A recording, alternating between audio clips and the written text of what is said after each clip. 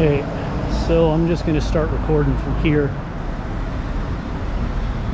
I'll get down to the bridge, but it's going to be so fast I don't want to have like a 10-second clip of me going, there's the bridge, look at the pictures. So I'm just going to walk along, just kind of film. So this is Cheonjeyeon, where I used to teach out here. I used to teach at the middle school out here. My very first year here. And Cheonjeyeon has the relatively new commercial / military port that they put in. It's a joint Korean-US project that received a lot of resistance from the local people because the area where they put the port in, people were worried about the environmental damage, and they did, well, the governments did a survey of the area, and so there shouldn't be that much of an environmental impact. But people are saying it wasn't done properly, and then it should have been an independent study rather than a governmental study, because of course the government's going to say, yeah, no, there's not going to be any problem, we're just going to build this here, don't worry about it. Don't worry about the guy behind the curtain, you know. So when I was first working here, I was taking the bus in the morning. They had these banners up on one of the bridges, and it said "Americans get out," and they were basically not wanting the base to get built. But it's built, so it's, like I said, it's a combination port. It'll handle large cruise ships, but it's also got a military installation there for handling, I think it was up to cruiser-sized vessels. I'm trying to remember. I think cruisers are the largest vessels that the Korean Navy has. They've got no carriers, they've got no battleships. They've got a lot of frigates and destroyers, because they don't need them, because they don't venture out too far beyond the East Sea and the, was it the Yellow Sea? They don't venture out too far beyond that. So a lot of it's just patrolling along the coast and covering the ocean boundary between North and South Korea. A lot of times they'll get, sometimes it'll be, you know, just Coast Guard cutters and stuff. Sometimes they'll get military vessels, like naval vessels instead of Coast Guard vessels, to go out, and they'll have to escort out the fishing ships because the North Koreans will harass them, saying you're in our territorial waters. And there's a movie out that talks about one of the incidents. Yep, and there's the bridge. So like I said, got those big picture carvings there. This is the first waterfall right here.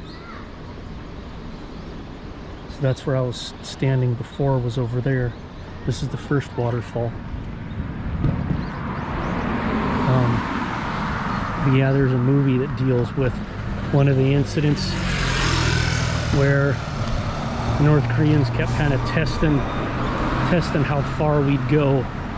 So they'd poke at the border,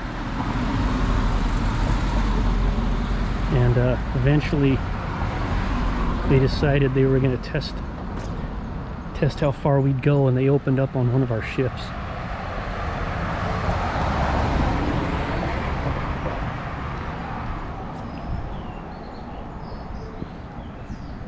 That one, we ended up losing a lot of guys.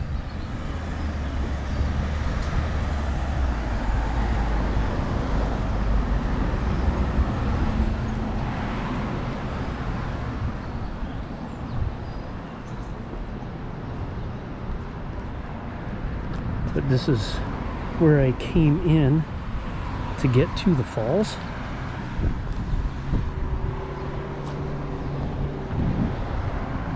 Look, and they aren't turning.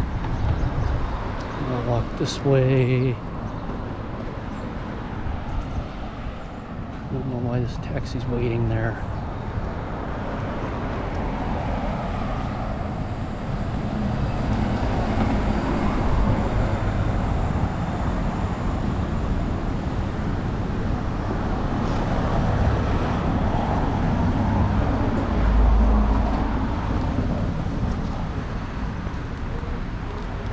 We'll take a walk up this way.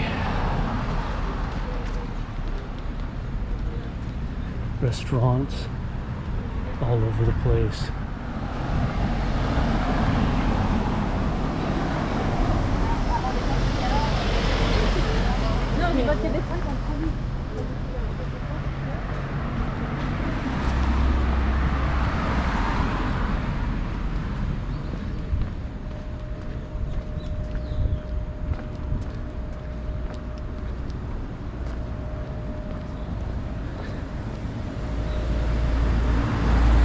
And in case you're noticing, there's lots of Korean flags up all over the place. Got them there.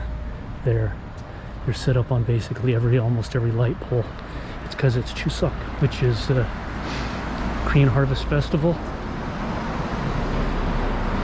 So whenever there's national holidays, and also so Chuseok, Foundation Day, and Hangul Day are all in the same time frame.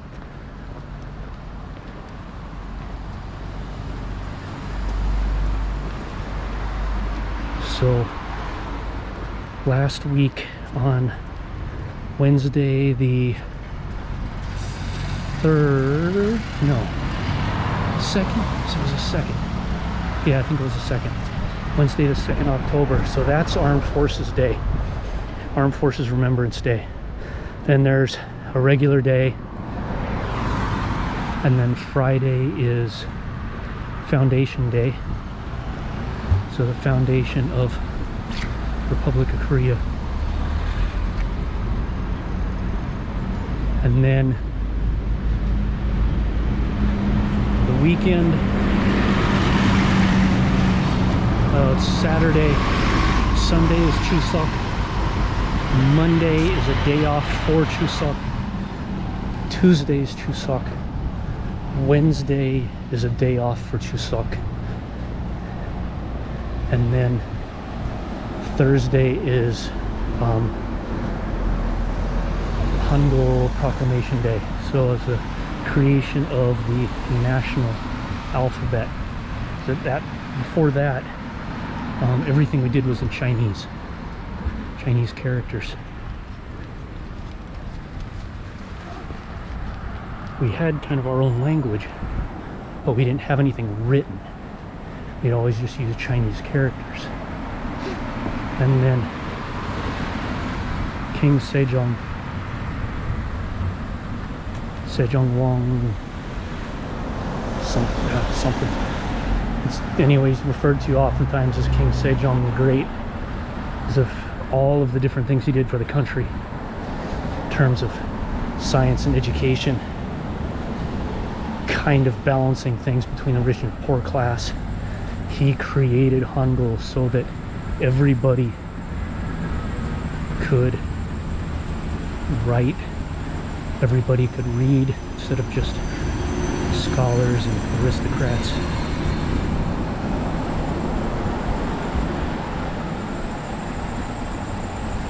He wanted to give everybody that opportunity. So he created Hangul.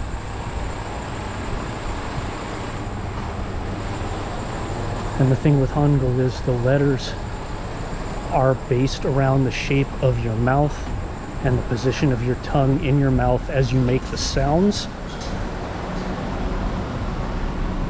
And it's so kind of linguistically friendly that there are cultures that don't have a written alphabet that have adopted Hangul as their alphabet to preserve their language. So nations, countries, tribes even, that have only oral history but no way to write it down, have started to adopt Hangul so that they can write down their history.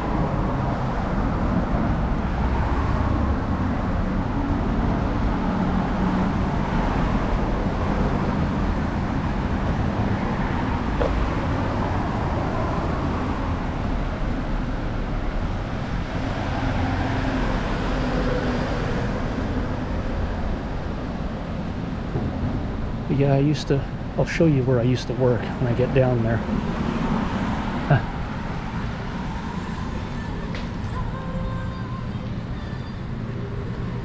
So that was Mega Coffee. It's one of the big coffee places around here, along with the Venti. But Mega Coffee is one of the, kind of like a Korean Starbucks. Although I don't think Mega Coffee's Korean. It might be, I'm not sure. But they don't like me anymore. The one near where I live, they have this thing called Coupon. It's kind of like DoorDash, and I had ordered stuff from them.